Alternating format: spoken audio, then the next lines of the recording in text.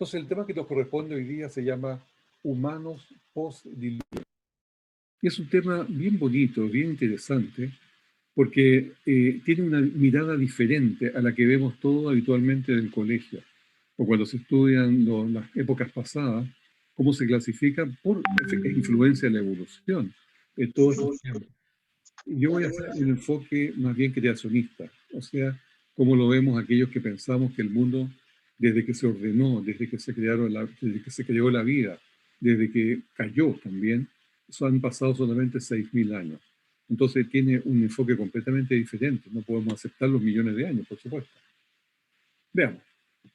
Tenemos 4, Deuteronomios 4, 9 al 10, nos dice, no te olvides de las cosas que tus ojos han visto, ni se aparte de tu corazón todos los días de tu vida. Antes bien, le enseñarás a tus hijos y a los hijos de tus hijos. Reúneme el pueblo para que yo les haga oír mis palabras, las cuales aprenderán para tenerme todos los días que vivieren sobre la tierra y las enseñarán a sus hijos. Es bien raro el texto que he elegido para esta mañana, pero me interesa esta idea de la enseñanza. Y van a ver ustedes, dentro de todo lo que vamos a ir hablando, cómo la educación, cómo la transferencia de información entre generaciones es sumamente importante. ¿Ya? Esto solamente para que lo tengan en mente. Hay un consejo de Ellen White cuando hay diferencias. Dice, cuando haya discrepancias, o sea, entre lo que nosotros pensamos, los cristianos, y el mundo piensa, debemos poner deliberadamente nuestra confianza en la Biblia. O sea, simplemente confiar en ella. Ellen White escribió, los que dudan de la exactitud de los registros y de la historia del Antiguo Testamento y del Nuevo, envenenados ellos mismos con el error. Se exalta la naturaleza sobre el Dios de la naturaleza y se destruye la sencillez de la fe, pues el fundamento de la fe se hace aparecer como incierto, que ese es Dios, el fundamento de la fe. Envuelta en el escepticismo se deja que la mente de los que dudan se golpee contra las rocas de la infidelidad. Después, cuando se duda, viene lo otro, viene el segundo paso. Entonces, como dije en comienzo, vamos a ver un modelo superior, un modelo diferente de las edades de piedra. La mayoría de los escritores asumen que es un caso cerrado, que ya es una fait accompli, como se dice en francés, que no se cuestiona, que ya está ahí, es un hecho. Pero no es así, porque aquí tenemos que suponer que hay un modelo diferente para poder explicar todos esos artefactos que se han descubierto por los arqueólogos. Y este es un modelo que les voy a contar ahora que es mejorado, que no requiere de un tiempo prolongado, como la cronología evolucionista lo demanda. Más bien se basa en un esquema histórico de la Biblia, y la Biblia es historia razonable para explicar la historia humana. ¿Cuál es el modelo evolucionista? Una época paleolítica, que es la de piedra, que va entre 2 millones de años y 30.000 años antes de Cristo. Una edad mesolítica, que tenían edificaciones, rocas, en roca, en greda, la cultura cazadores y recolectores, más o menos entre 10.000 y 8.000 años antes de Cristo. Y si pensamos ya que antes de Cristo máximo es 4.000 años antes de Cristo, desde Adán, tenemos realmente un choque en edades acá. El neolítico después, que usaban herramientas de hueso, cerámica, comunidades agrícolas, edificación y comunidades.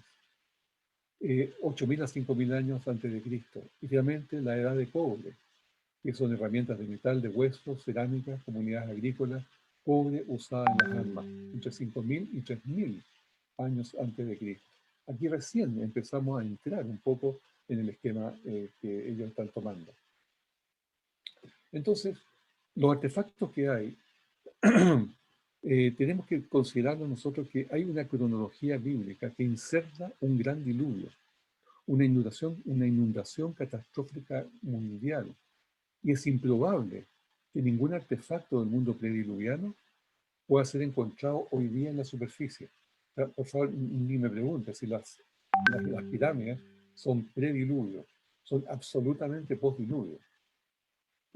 Si hay otros artefactos que se han encontrado, que aquí, que allá, que parece que es antediluviano. No, pueden haber objetos que se pueden estar enterrados con los fósiles, por supuesto, pero esa es una historia separada, pero no grandes monumentos, porque todo fue destruido. Así que todo lo que se va encontrando más bien son artefactos superficiales que la humanidad ha hecho después del diluvio. El diluvio data del 2340 a.C. Recuerden esa fecha, 2340 a.C. Por lo tanto, cuando citamos la edad de piedra como tal, es cuando termina con Abraham, ¿ya? Así la edad de piedra va desde el 2340 a.C. a 1870 a.C. En total, 470 años, visto bajo la perspectiva bíblica. Es un nuevo enfoque. ¿Cuáles son los lugares de excavación? Ahí los tenemos, uno de ellos, como se ve en Europa especialmente, donde se sacan objetos muy interesantes. Y también tenemos aquí en el cuadro de los patriarcas de la escritura, un periodo donde podemos poner esta edad de piedra, donde la verdad que coincide además con la edad de hielo. Eh, en la edad de hielo es inmediatamente después del diluvio y duró más o menos entre 400 y 500 años, que coincide exactamente con la misma época que estamos hablando. Ahora, estos hombres de la edad de piedra, ¿serían así? No, estas imágenes son totalmente interpretaciones de artistas. Están, por supuesto, motivadas por un paradigma que es diferente al nuestro. Más bien eran así, sí, más bien eran de esta forma, o sea, hombres normales, tal vez con el pelo largo, pero no en ningún caso con una apariencia simia, ¿ya? Y tampoco las mujeres las trataban mal. También eso es historia absolutamente del día de hoy, que es una cosa cultural de historieta, nada que ver esa situación. Vamos a ver primero uno de los primeros descubrimientos que se ha hecho, que es un asentamiento humano, que se llama Lepinsky Vir. Esta es una civilización, es la civilización más antigua de Europa y es uno de los sitios arqueológicos mesolíticos y neolíticos más grandes e importantes que se han encontrado. Son aproximadamente 10 poblaciones satélites que están relativamente reunidas. Se ubican al borde derecho del río Danubio, en Serbia, y fue el asiento de una cultura que más compleja de la prehistoria. Durante las excavaciones que se han hecho se encontraron 7 asentamientos y 136 edificaciones, tanto religiosas como residenciales, de este periodo mesolítico. Ahí tenemos una impresión artística de Pensky Vir. Como se fija, están todos reunidos al lado del río. Hay edificios más grandes que aparentemente eran los de los jerarcas o de las clases altas, los que dirigían, que están ubicados al centro, cerca de la plaza. Y aquí tenemos una foto real, lo anterior a una visión artística, esta es una foto real. Eran refugios hechos con madera y paja y con un piso muy especial, una mezcla roja de arenisca sobre tierra batida.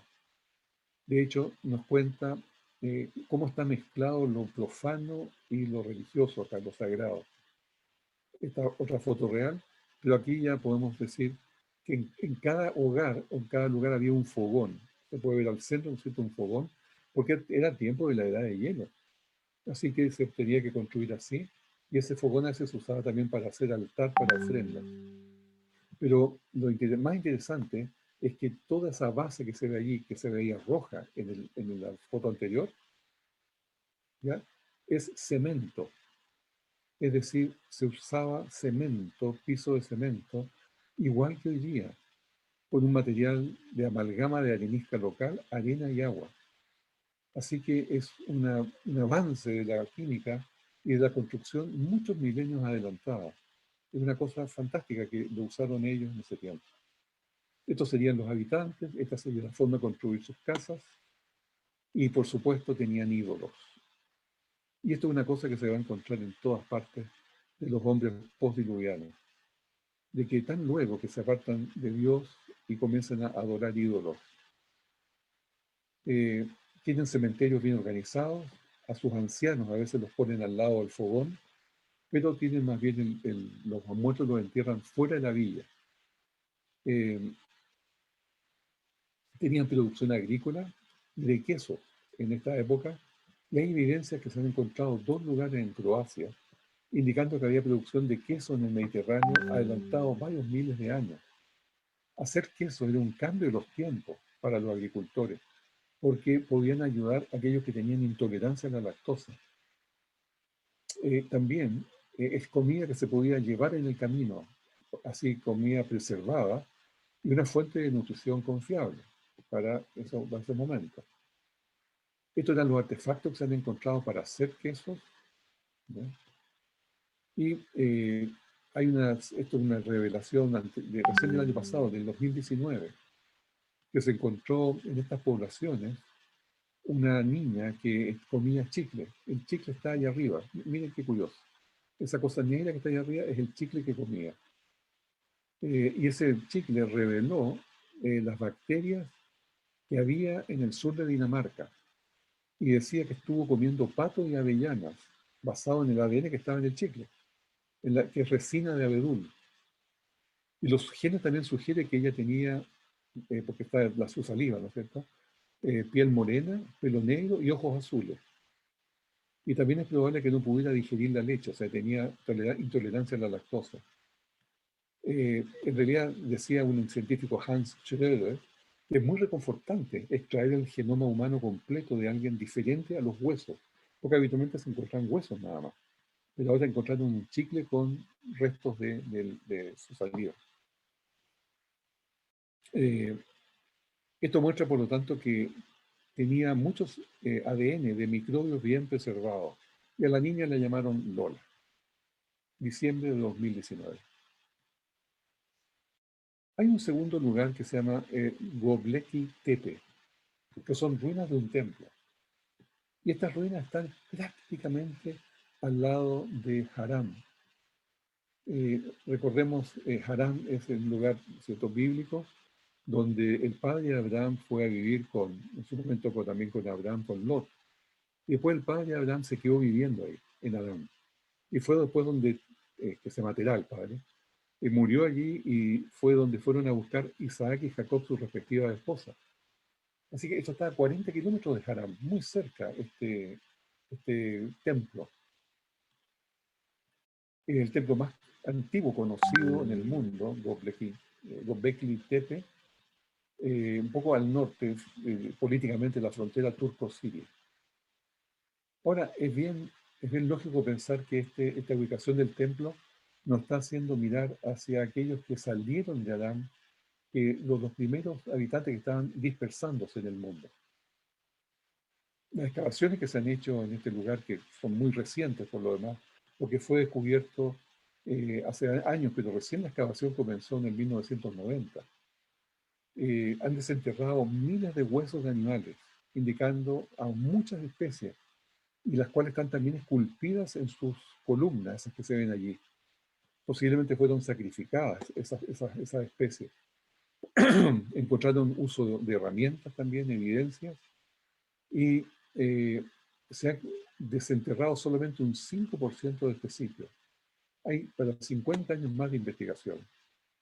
Y han encontrado huesos de gacelas, ciervos rojos, jabalí, cabras, ovejas, bueyes, más de una docena de pájaros como buitres y patos. Y la mayoría de esos animales están esculpidos en estos relieves como se ven allí. Miren esa columna ahí con bueyes, patos, y al otro lado también otros animales más. Todas tienen los animales que pasaban por ahí. ¿Se fijan? Eh, Ahora, nadie sabe por qué estos pilares, una vez que ya los hacían, los usaban posiblemente para alguna cosa, después los enterraban. Y los encontraron todos enterrados a propósito. Y, por cierto, hay imágenes de pájaros, serpientes, escorpiones, toros, zorros, reptiles, hombres, hasta posiblemente un dinosaurio en estas columnas. Eh, entonces, la evidencia es que muchos animales que están allí esculpidos no viven ahí, no son animales de esa área. Entonces nos está mostrando de que fueron animales de paso solamente, que iban pasando por un tiempo allí, esparciéndose ya por la tierra, cuando estaban cumpliendo la orden del Señor, de esparcirse. Y no solamente allí, sino que también en muchas otras cavernas que se han encontrado, en Lescotet, en True Alves, en Vindija Cave, en el Sidrón. Todas estas se han encontrado diferentes especies como se ven allí, hasta elefantes, rinocerontes, que hoy día no viven ahí. Entonces dan una evidencia de que había una circulación de animales por una circunstancia diferente. También tenían ídolos en Göbekli Tepe, y ahí están algunos de ellos. Ahora les voy a mostrar el hombre más antiguo que se ha encontrado de la Edad de Piedra, el hombre más antiguo que todavía está preservado, podemos decir así, como una momia, pero que se sacó mucha información cuando se encontró. Eh, no sé si alguien ha escuchado hablar de Ötzi. Estoy viendo varias pantallas. ¿Alguien lo ha visto alguna vez, Ötzi? ¿O es totalmente nuevo? ¿No? Ya. Qué bueno que no lo conozcan porque así yo se los voy a contar bien. El 19 de septiembre de 1991, dos deportistas alemanes civiles, Helmut y Erika Simon, se encontraron con los restos de un hombre en el glaciar Simulaun, en los Alpes. Esto era en el pleno de los Alpes, a 3.200 metros de altura sobre el nivel del mar. Esto era en Italia, cerca de la frontera con Austria, pero era Italia. Y este eran los restos humanos intactos del hombre más antiguo jamás encontrado. Ya, tal vez ustedes pensarán, bueno, las momias de Egipto son más antiguas. No, este es más antiguo. Este ser humano pertenece a la época de Abraham. O sea, imagínense lo antiguo que es. ¿Ya? Y ahí está, tal como se encontró. Estas fotos son totalmente reales como se encontró. Como enterrado así en el hielo, ya boca abajo, y fueron pensando primero que era un crimen, que era una persona que habían asesinado y que había quedado allí un cadáver y bueno, se había deshielado y por eso que lo encontraron. Pero avanzó un poco la cosa y no era así. El lugar que se encontró exactamente estaba donde está la cuadro rojo, en ese punto, ¿ya? Y la reacción de los científicos inicial fue escepticismo, no podían creerlo. Porque la cuenca donde se descubrió, ¿cómo se pudo mantener congelado, preservado en una pieza? Porque si hubiese estado enterrado en un glaciar, el glaciar se va corriendo, especialmente durante los años, y el glaciar muele las víctimas que pueden estar dentro del glaciar. Entonces, los glaciares entre 500 y 600 años corren completamente y hacen pedazos las cosas que pueden haber adentro. Por lo tanto, estaba él en una poza, no estaba en un glaciar probablemente tal. Los restos ahora tenían un alto nivel tecnológico y aquí empezamos un poco con las sorpresas. Este resto tenía alto nivel tecnológico en lo que usaba, probablemente el tiempo de Abraham, ¿ya? Y esto es lo impresionante. Abraham es muy antiguo. Abraham es solamente unos pocos años después del diluvio. De hecho, 400 años después del diluvio. Entonces, estamos hablando de una época de prácticamente 2000 años antes de Cristo. El equipo que llevaba Etsy incluía una mochila con marco, un hacha de cobre, fruta seca, instrumentos para hacer fuego. Tenía el mejor material conocido para hacer su arco de madera. Ahí tenemos la ropa que se le pudo descubrir cuando ya se investigó el sitio donde estaba enterrado. Y pueden ver 14 flechas con punta de acero, una daga de hueso, como se llama, mano derecha. Abajo una forma de zapato con calcetines y unas amarras y con un aislamiento de paja, un hacha de cobre. Los zapatos eran aislados impermeables, diseñados para caminar en la nieve. Tenían también internamente, eran de piel de oso, planta también una piel de ciervo, y era finalmente una unidad para no enfriarse sus pies y no mojar sus pies. Llevaba también un gorro de piel de oso y estaba bien equipado para la cultura, para el conocimiento de ese tiempo. Ahí podemos ver más o menos una imagen de Ötzi, cómo habría sido. Se protegía con su hacha, con sus zapatos, con su ropa, cómo iba caminando por ese lugar. ¿Por qué murió? No se sabe. Más bien se cree que fue asesinado. Pero eso está, por supuesto, 4.000 años atrás. No se puede saber hoy día qué fue lo que le pasó, no se puede hacer investigación. Recién en el año 2012, los genetistas pudieron secuenciar su ADN y pudieron determinar que él es un habitante de la isla que viene de la isla de Córcega, en el Mediterráneo. Pertenece al haplogrupo G2A4, que es el cromosoma Y. Y tiene su ADN mitocondrial del grupo K, que son los que vienen del Mediterráneo. ¿Ya? Eso se determinó. O sea, era local. Los descendientes de Ötzi hoy día están vivos, porque se investigó su ADN con esa información y se encontraron muchas personas en la región, 19 hombres, de hecho, con la misma mutación que tenía Ötzi, que viven en las cercanías de allí. Por lo tanto, se estableció claramente que era de origen claramente europeo. Una de las características que tenía tatuajes también. No era muy alto, de 1,60 m más o menos, con una capacidad craneal de 1.500 centímetros cúbicos, lo cual está perfecto para un ser humano. Es un hombre que bien, si bien tenía una baja altura, eh, pero pesaba 50 kilos, tenía color rizado, de color negro café, tenía 61 tatuajes en su cuerpo tatuados con tintura de carbón. Y la práctica de hacer tatuaje en ese tiempo era común entre los tracianos.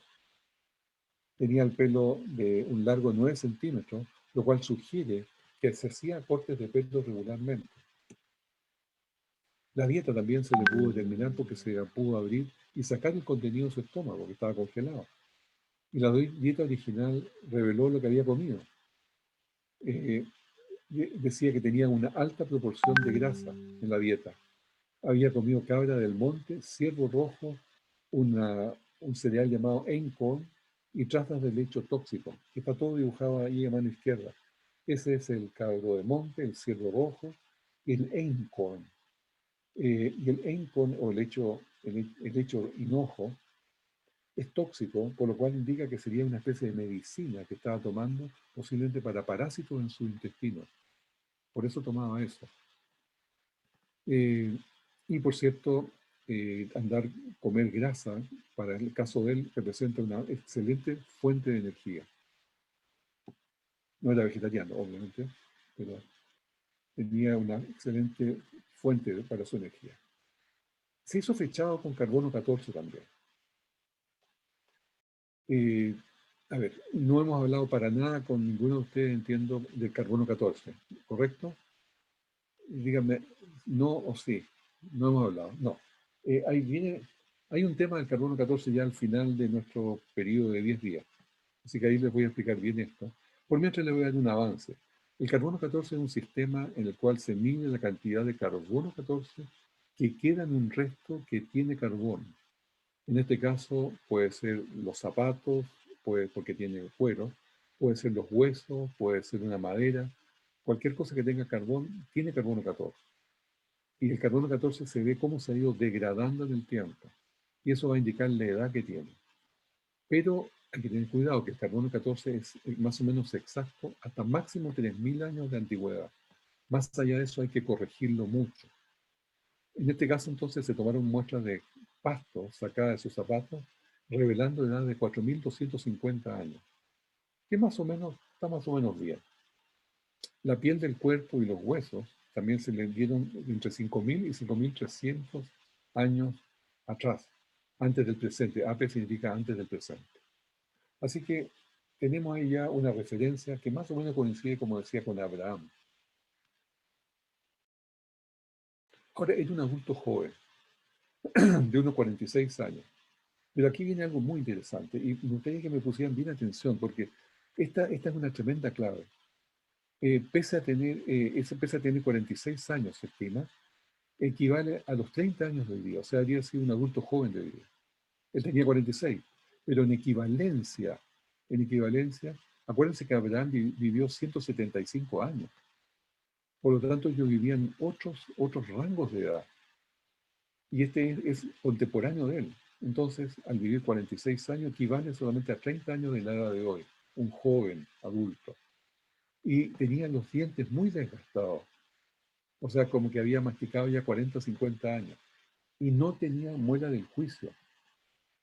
Entonces representa un joven adulto, más viejo que los jóvenes actuales, pero tenía un retardo de madurez, porque estaba en equivalencia de los patriarcas prediluvio.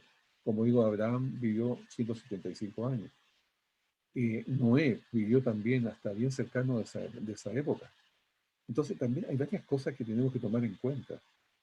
En cuanto al crecimiento de la mandíbula, los neandertales y los cromañones retardaban su desarrollo, por lo tanto no podía salir la muela del juicio. Y esta demora en salir la muela del juicio, entonces, era característico de ese tiempo, porque ellos se desarrollaban más lento. Y así, habiendo dicho todo eso, Elsie representa a un individuo postdiluvio nacido durante la fase recesiva de la edad de hielo. ¿Qué tal? Eso es lo que se encontraron en este pobre hombre que estaba allí y hoy día está conservado en un museo de arqueología en Tirol del Sur, en Bolzano, Italia. Allí está cómo se ve su imagen de vida. Pero miren todo lo que nos contó, todo lo que dijo. Vamos a analizar un poquito los descendientes de Noé y voy a ir terminando. Sabemos que los descendientes de Noé después de la Torre de Babel se dispersaron a todas partes. Vamos a ver en mucho más detalle esto pasado mañana, no lo vamos a ver hoy, a ver, pasado mañana, no, mañana las razas humanas. Vamos a ver este tema, así que no voy a abundar mucho hoy día. Lo que es importante es que se dispersaron hacia Canaán, los cananitas, a Mizraim, a Egipto, los hetitas, los hetitas, a Meshech, a Moscú, Askenazi, a Alemania, y así fueron dispersándose a diferentes partes del mundo. ¿No? No lo voy a ver más, esto, porque lo vamos a ver, como digo, después. Esto lo vimos ahí. Ahora, esto es muy interesante, y aquí me conecto nuevamente con conocimiento científico, técnico del pasado. Job 28, del 1 al 2, dice así: ciertamente la plata tiene sus criaderos, y el oro lugar donde se refina. El hierro se saca del polvo, y de la piedra se funde el cobre. Miren todos los conocimientos que tenía en esa época de la metalurgia. ¿Ya? Génesis 4, 20 al 22 dice: su hermano fue Jubal, el cual fue padre de todos los que tocan arpa y flauta. O sea, eran músicos. Sila también dio luz a Tubal Caín, artífice de toda obra de bronce y de hierro. Ahí tenemos algunos instrumentos muy antiguos y les quiero mostrar una cosa que es increíble, el computador de Antiquera. Esto fue encontrado en una isla griega y se estima que fue fabricado 150 años antes de Cristo. Fue descubierto en 1901 y después se investigó y finalmente se supo lo extraordinario que era esto. Es un mecanismo antiguo de un computador analógico que predice posiciones de los astros para seguir los movimientos del Sol, la Luna y los eclipses. ¿Ya? Tiene 30 engranajes de cobre y es un tremendo mecanismo. Le voy a mostrar un video, lo cual yo creo que es lo mejor lo mejor lo explica.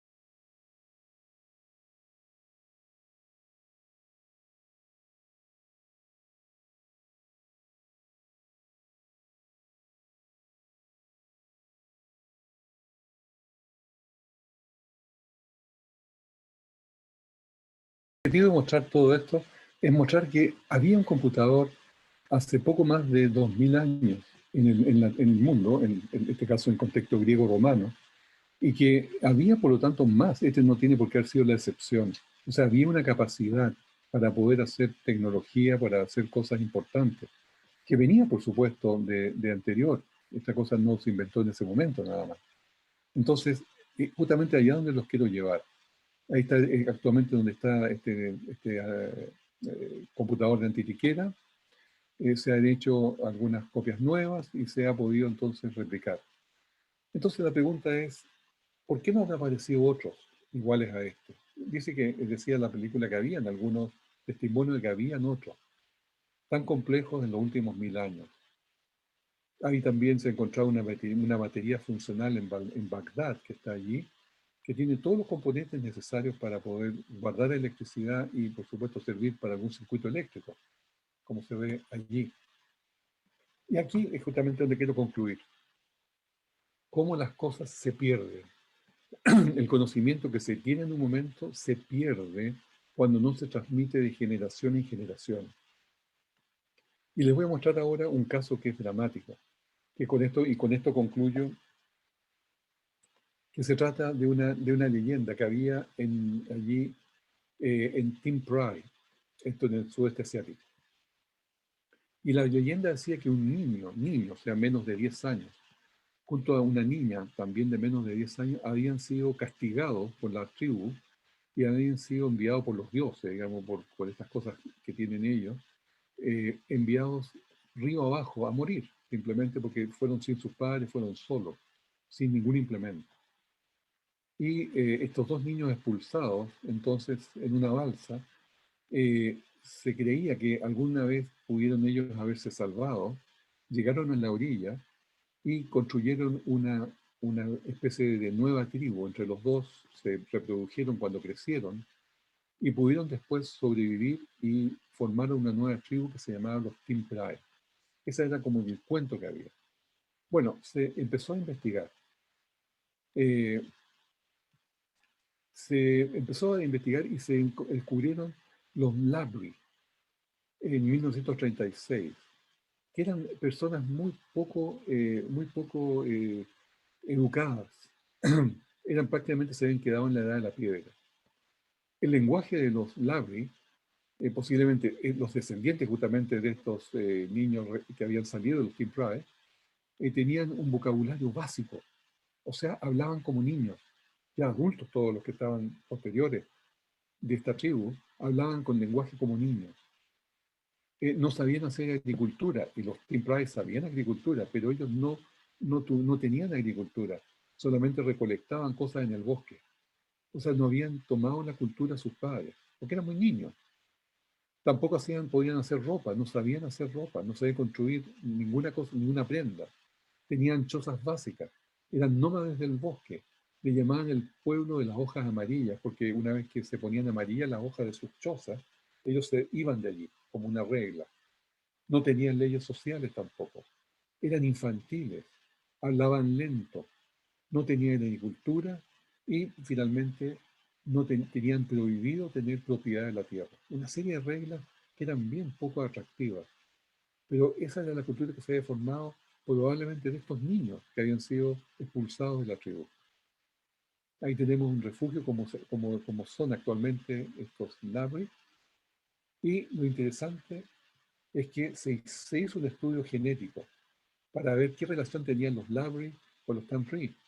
Y sorprendentemente descubrieron que los ADN mitocondrial resultaban ser idénticos, que el cromosoma Y y el autosómico eran de extraordinariamente reducida diversidad, tenían muy poca diferencia, o sea, eran genéticamente casi idénticos. Definitivamente, estos eran descendientes de esos dos niños que habían expulsado.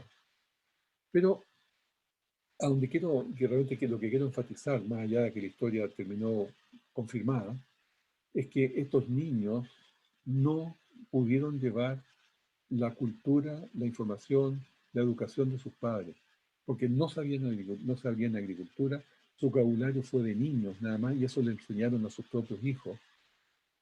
Posiblemente ellos tomaron costumbres que ellos mismos armaron, tradición y cosas así que eran ridículas. Entonces, lo que estoy diciendo es que cuando no se transmite la información entre padre e hijo y abuelo, se pierde la información. Y tal como lo decía la Biblia en el versículo que hablamos al comienzo. Y Jueces 2:10 nos dice también, y se levantó después de ellos otra generación que no conocía a Jehová, ni la obra que él había hecho por Israel. Y con esto concluyo. Una generación que no es educada en el Señor, no va a conocer a Jehová y se va a perder. Y simplemente la obra que se hizo se va a terminar allí. Basta una generación para que se pierda la línea de transmisión de nuestro Señor. Y eso creo que es lo que nos enseña toda esta historia que estábamos hablando el día de hoy. Bien.